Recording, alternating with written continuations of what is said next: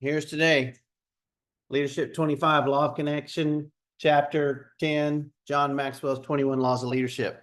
So today's the Law of Connection.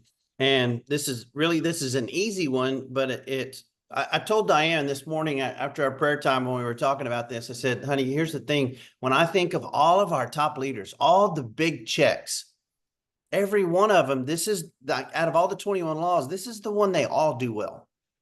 So 100% of them, they understand connection. And because why do we know that? Because we see them in person. We see them interacting with people. We see them on incentive trips interacting with people, whether it's other brand partners or prospects, people that they just wind up meeting. Sometimes that they're not even trying to prospect. They're just like meeting people on vacation. They're just connecting with people at the pool, connecting with people, on the ship, or connecting with people out and about, and just being nice and being cordial and getting to know people, and things transpire from that.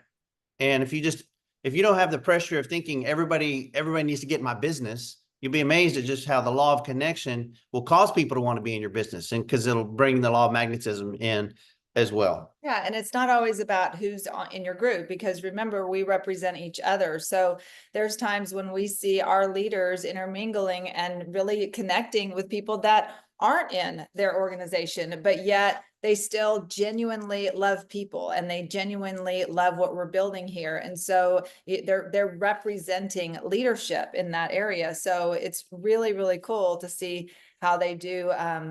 They express it so well. Okay, so just some visuals to put in front of you. We'll process through it. A lot of it, some of it's in the book, and then some of it is really, remember, bringing it into how it relates to us in our business, because obviously we know a lot of you are on here because you're wanting to grow your business. So let's make it practical when you take the law of connection and you make it yours. So, the law of connection, as you already read, leaders touch a heart before they ask for a hand. That's John Maxwell. That's the way he started. And people buy into the leader before they buy into the vision. So, that is really the key. We share the vision, we express the vision, but it goes back to people buy us. That's why we're not salesmen, because people buy us before they buy our product, right? So just keeping that in mind, that it's so important that we do a great job in that area, just really being a great leader, and taking all these other things that we're learning and making them practical in who we are. And of course, then there comes the vision automatically. Real influence begins with emotional connection, not what's that? Not just strategy. Yeah, and yeah.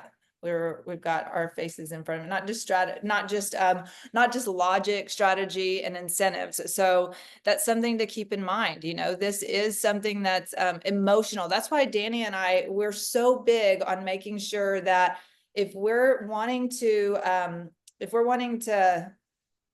connect with somebody, then it's not just through a text. That we want to be on the phone with them, right? That we want to make sure that they hear our emotion. And we've stressed that a lot. That's why we do 3-way phone calls. That's why we do, the live presentations, all of those things, because there's an emotional connection as a result of people hearing your passion, your excitement. So it's not just here's information. So I'll give you an example just from the past two nights. 2 nights ago, I was on a launch Zoom for 2 of our friends. And in that launch Zoom, we didn't use any slides for 30 minutes. You know what it was? It was vision. It was emotion. It was stories. It was passion. I mean, the only visual we used was we used the X39 sleeve. I'd hold that up. But other than that, it was just the emotional connection of and they could feel it, because I would step up in there and talk like this, or back up, and they knew that we meant business. We meant you've got your hands on something that is so life-changing, it's going to blow your mind. When you really figure all this out, and all the facts are good, and I go, all the slides are good. I can take you through a slideshow, but that's you're not going to capture the essence of what we're really talking about tonight until you get this. And that was the 30 minutes. That was our launch. So your launch doesn't always have to be robotic. It doesn't have to be, we got this system and we got these slides and you got to go through these slides and this is what gets them in and blah, blah, blah. Last night, I'm on a Zoom last night with one of our brand partners, and she had me on a Zoom with a guy that she deemed as a very high level prospect who makes a large 6-figure income and is successful and was very interested, wanted to see comp plan, blah, blah, blah, all that kind of stuff. We get on the Zoom, no slides.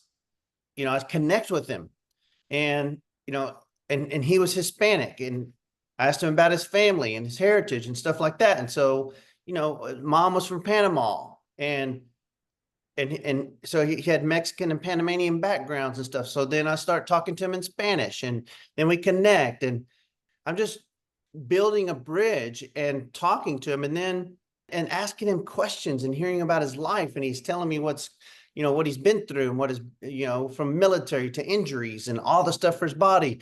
And then it came down to like, what I really want to know is, how much this patch can affect me and change my life. And so there were no slides, none. And all I did was hold up the sleeve and started.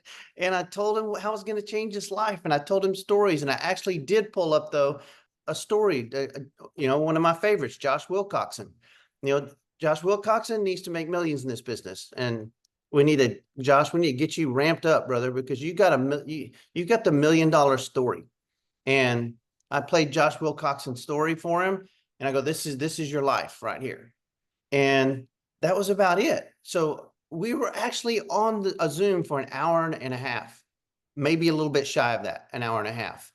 And I didn't even get back on the internet and show him like how to get enrolled until like the last 10 minutes or so.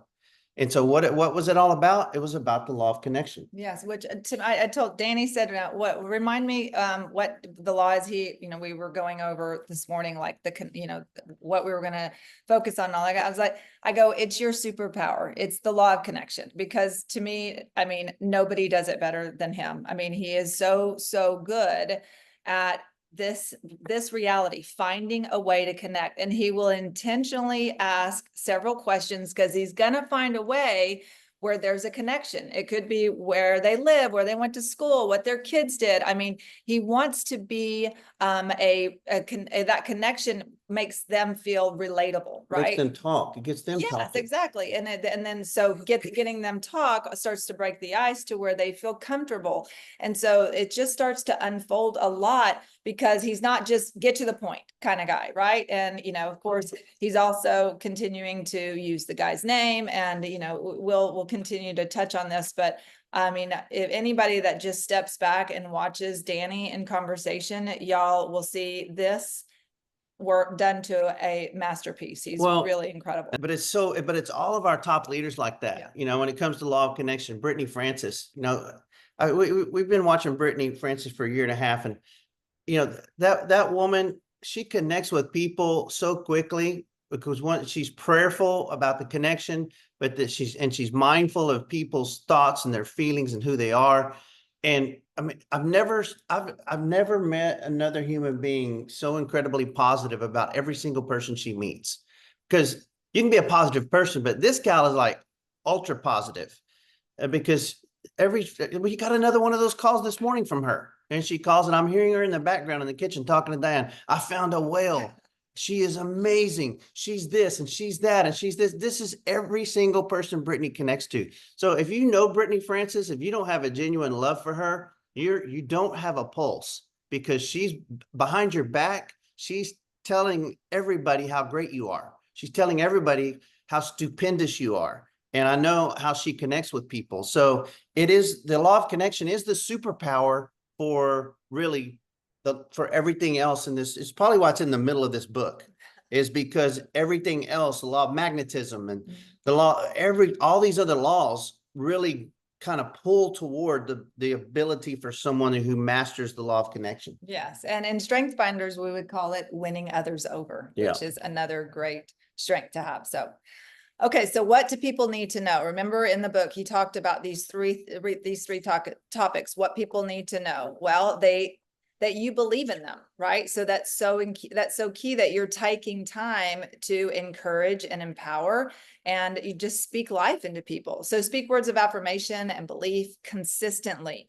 And, we hope that you see us model that, and we hope that you're doing the same thing. It goes back to do what you see success doing. So, this is so important because it's the reminder that most people don't have somebody speaking life into them on a regular basis. It's literally like watering the flower and the plant, continuing to see it grow and become more and more beautiful. So just continuing to remember that. Show personal interest, learn their goals, strengthen dreams, like taking time to understand what they want, what are their goals are. Like personal interest is really important, like knowing again, Danny does such a great job with names, knowing names, remembering their names.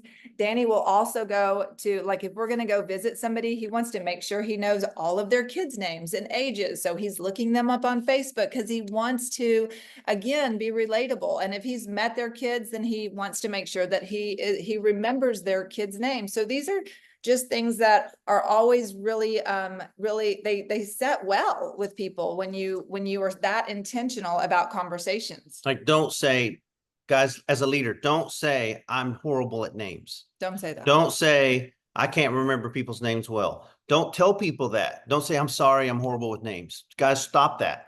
Take that out of your vocabulary. I don't remember every single person's name, just like all you guys. I can go to the convention and I'm going to ask you again sometimes, some of y'all, tell me your name again. And you're going to be thinking, didn't you write a book about that, Danny? Like, you're supposed to remember my name. And I'm going to go, yes, I did write a book about that. But I'm trying hard always to remember everybody's name, but I'm not afraid to ask again. But I'm not going to look you in the eye and say, I'm sorry, forgive me, I'm so horrible with names, because you are. If you say it, you are. That's the seed you're sowing, and that's the harvest you're going to get. So you have to tell yourself you're great at remembering names. And then this little book right here, I mean, guys, it's like $9.99. I think I put on Amazon, and it's worth way more than that. I have to sell it because it's the only way you're going to get it. And so, if you don't have it, it's a great book. The cover's ugly because I did it, and I created it myself to spit it out and get it out. But the content is really, really helpful, and it's going to help you connect with people, because names are everything. Like in the law of connection, introduction is everything. It's the old Texas way. And, a lot of people sometimes like kind of roll their eyes when you start talking about Texas and everything's bigger in Texas, or, Texas, we are the Republic of Texas, or we're a nation of our own and things like that. Just forget about all that. But if there's one thing about Texas that's true for the most part, is Texans are very cordial. And Texas people were raised to have good manners. You're raised to look people in the eye. You're raised to shake people's hand and hold their hand and say your first and last name. You're raised to smile and say your first last name. And you're raised to say yes sir, no sir, yes ma'am, and no ma'am. And you're raised to, these are important in connecting with people. And you're raised to call people Mr. McDaniel. Not some 8-year-old kid running up to me and say, hey, Danny. I'm like, I just want to slap them, but it's really not their fault. It's their parents' fault, because their parents don't raise them to respect elders, or to call someone, coach or doctor or Mr. or Mrs. or whatever, even if it's Mr. Danny instead of, hey, Danny. You don't need a 9-year-old coming up and calling you by the first name. That's not teaching people how to go through life and connect properly. And so these are important aspects of leadership. Yeah. Oh, and just a little highlight there. Your listening skills have to be greater than your talking skills. I mean, we're going to continue to remind you that you've got to be a great listener. Those of you that talk way more than you listen are definitely having a difficult time in business, because there is no doubt that you can win. Well, let me say this about a talker. Like, talkers can recruit well, and they can recruit and they can go wide quick, but then they can't get any depth, because the second level and third level people that are being recruited by the people that the talker didn't recruit are going, I can't deal with this. Like, she never shuts up. She just goes on and on and on and on and on, and she never stops talking. It's not always a woman. It's he or she. Okay.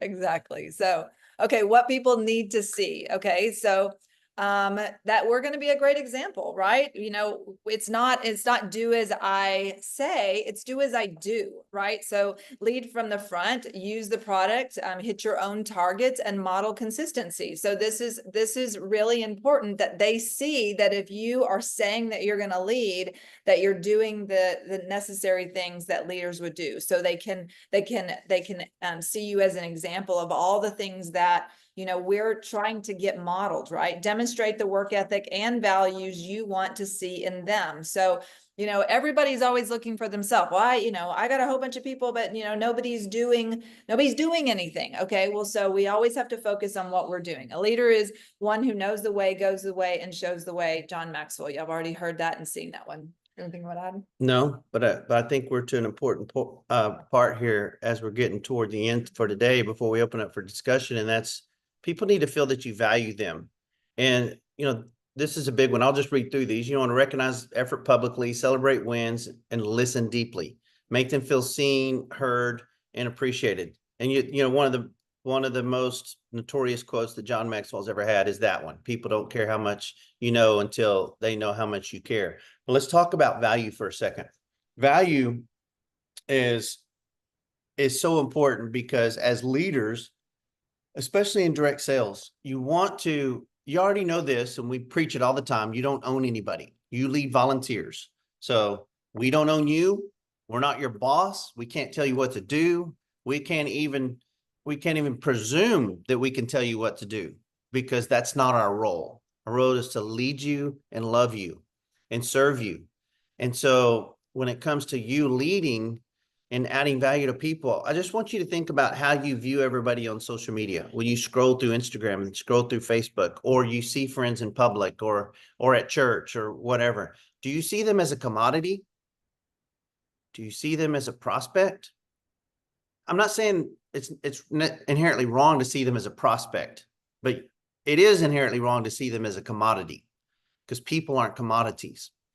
And so the thing is we have to get to where we value people so much that it doesn't matter what their choices are in life. If they don't want to go with you on this journey, great. If they don't, you still love them and you still value them. And you just trust God that God's got them and he's got a plan for them. And if it's not running in the same lane as you, it's still his plan, but they're still your friend and you're still going to love them. Now, that doesn't mean you're going to, sometimes it's seasons of life. You may not spend as much relational time with them as you once did, but it doesn't mean that you're like, okay, I'm not going to ever call you again and we're done and you don't want to go my direction. This whole law of connection is about being able to see value in others in their areas of life as well, not just in LifeWave. And so you want to value them as parents and value them as professionals in what they do. Value them in those areas that aren't connected to the dollar sign. And at the same time, never see people as a commodity. You will become a greater connector if you don't ever see people as dollar signs. It's not about what we can get from somebody. It's about how we can change their life. I'm going to read you one thing from this morning, and I had no intentions of this being on the Zoom today. So this is not why I did it. I reached out to someone this morning and encouraged them with a little Instagram reel, said, stay strong. And he responded, and I'm not going to tell you his response.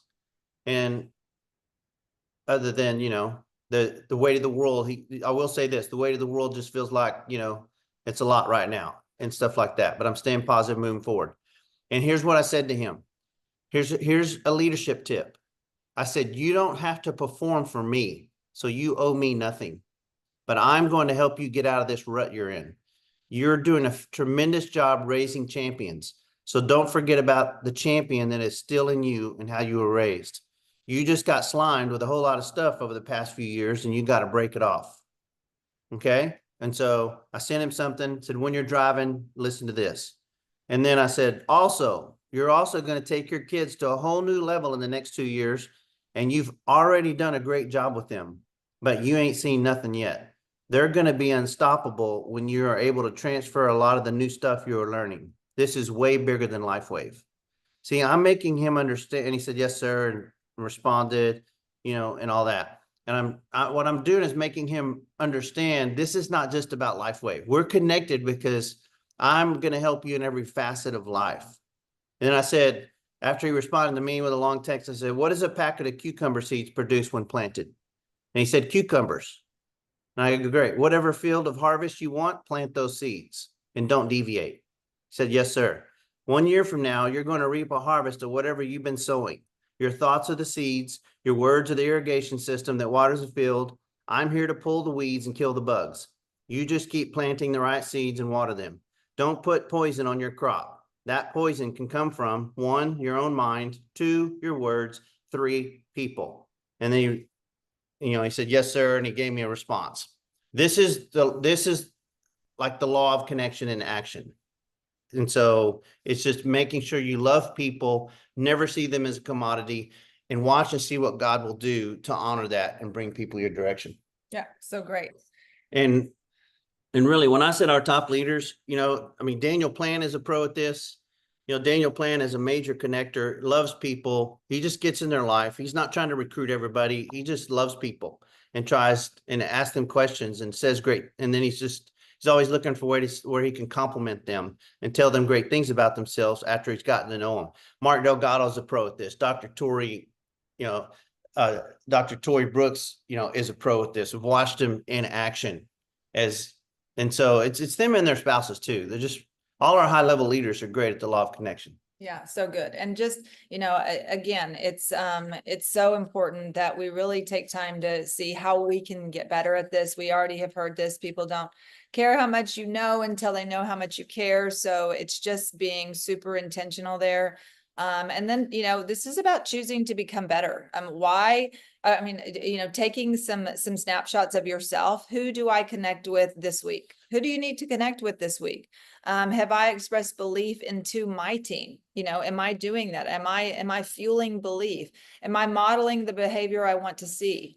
Does my team feel valued by me? These are some of the questions. You can continue with any of the other questions that you need to reflect on. But it's the reality that, that leadership is the capacity to translate vision into reality. And that begins with self-reflection. So we want to self-reflect and see how we can do better here.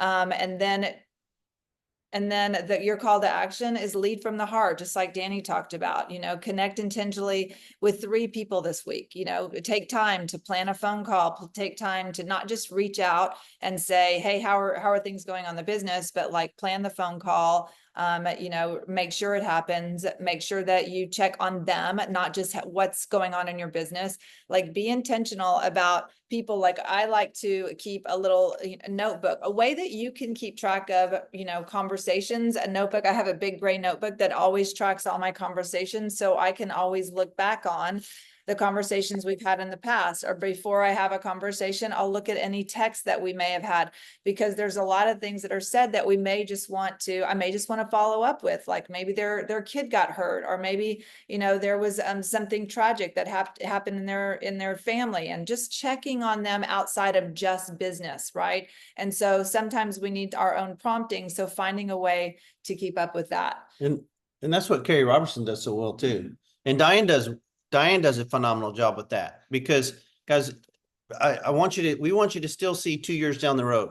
You always got to be thinking, what's my life going to look like 2 years from now? Because you don't know, as a seed planter and as a sower and as a connector, what God's going to bring back to you in proper time and season. Because here we are 2 years and 1 month into the business of working this business. And, because of seeds that Diane's been sowing into the lives that we have a couple of friends that are really major leaders and are multipliers.